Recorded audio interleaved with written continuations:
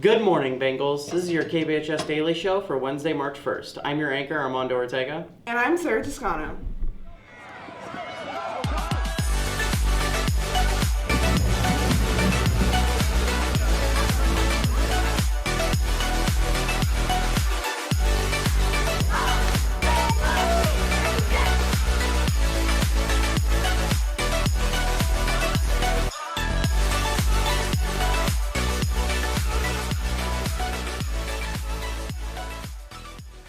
Senior shirts are on sale for $10 every Tuesday outside the student council room. They have short sleeve and long sleeve shirts.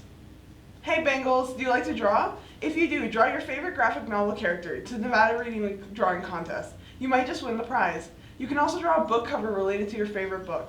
Submit the drawing to the library tomorrow for details. Please visit the library. Join Gear Up as they host a family night for freshmen, sophomores, and juniors tomorrow at 5:30 in the BHS cafeteria. The ins and outs of high school success. Families will attend mini sessions to help you be successful in high school. Sessions include topics on diploma types, the Millennium Scholarship, reading transcripts and credits, Canvas, Infinite Campus, and Bonanza resources available. Hey Bengals, let's drop everything and read. Tomorrow, bring a book to class and read the first 10 minutes of every class. If you don't have a book, go by the library and check a book out. If you check a book out from the library today, you can enter a drawing for prizes. Do you have any new or gently used books you would like to donate? If you do, then take them to the library this week for Nevada Reading Week. All those who donate a book are invited to attend the book swap on Friday in the library during both lunches. So donate a book and get a book at the book swap. The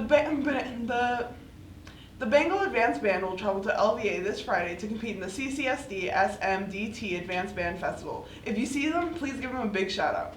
In honor of Nevada Reading Week, the library is holding a trivia contest. Students can submit their trivia answers to the library. Responses need to be written on paper with the student's name, student number, and grade level. The first correct response for each grade level will be selected. Winners will be notified to pick up their prize from the library. Here's today's question. What author never allowed his most famous novel to be made into a movie despite offers from Sam Goldwyn, Steven Spielberg, Jerry Lewis, Marlon Brando, Billy Wilder, and Jack Nicholson? Speaking of Nevada Reading Week, we asked several teachers to tell us a little bit about their favorite book. We will reveal responses every day of the show. Here's Mr. Risecco and his favorite book. Okay, hey guys. So my name is Mr. Risecco. So I'm actually one of the English teachers here at Bonanza. I teach English 9 and English 11, and I also teach Apex. So I know it's Nevada Reading Week, so I'm very excited. I have quite a few books that I really like. I'm not a huge avid reader. In fact, I only became more of an avid reader in college. In high school, I was like a bit lazy, I'm not gonna lie. But being an English major in college, I had to read many books, a bunch. And I took this African literature class with my best friend actually. And I didn't know what I was getting myself into, because you're required to take some sort of cultural literature class if you're majoring in English in college. So I decided to do African literature, and one of the books that I was assigned was called Kindred. And I didn't think I was actually gonna read the book, because normally you'd be like, oh, I'm gonna use Spark Notes, whatever. So my best friend and I, we started reading it. And every single day, every single chapter that we read, we just wanted to keep on flipping the pages. So why do I like Kindred so much? First of all, it has African representation. So if you're an African student that you're tired of reading just generic, generic characters or just not part of the norm, I highly recommend you read Kindred. It's also sci-fi. So there's a little historical context in there, some sci-fi. It's actually the main character is an African woman who ends up traveling back in time. She gets this ability, this power, where every single time this boy, who happens to be the son of slave masters, every time he's in danger, she jumps into the past and saves him.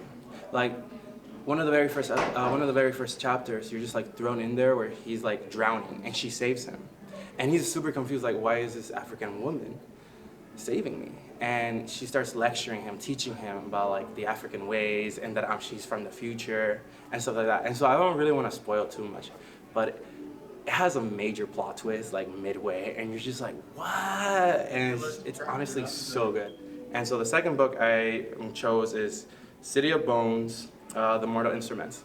and it's based off the TV show Shadowhunters. So if you watch that TV show, or if you haven't watched that TV show, that's your homework assignment. You need to watch the TV show. It's so good. If you have Hulu, that's where it's on. But every movie that gets adapted has some sort of book adaptation, right? And so you should always start with the book because it gives you everything, gives you all the information that you need. It gives you details that the movie doesn't give you. And so I'm still in the first chapter. I believe in the third chapter already.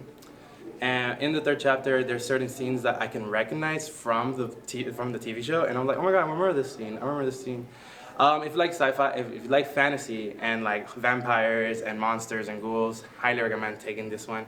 There's LGBT characters in it, so if you're an LGBT student, highly recommend you check out this book as well.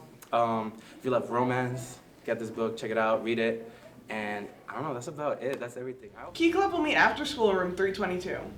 Varsity Kids will meet after school in room 217. Anime Club will meet after school in room 403. And the quote of the day is, "Some people don't like change, but you need to embrace change if the alternative is disaster," by Elon Musk.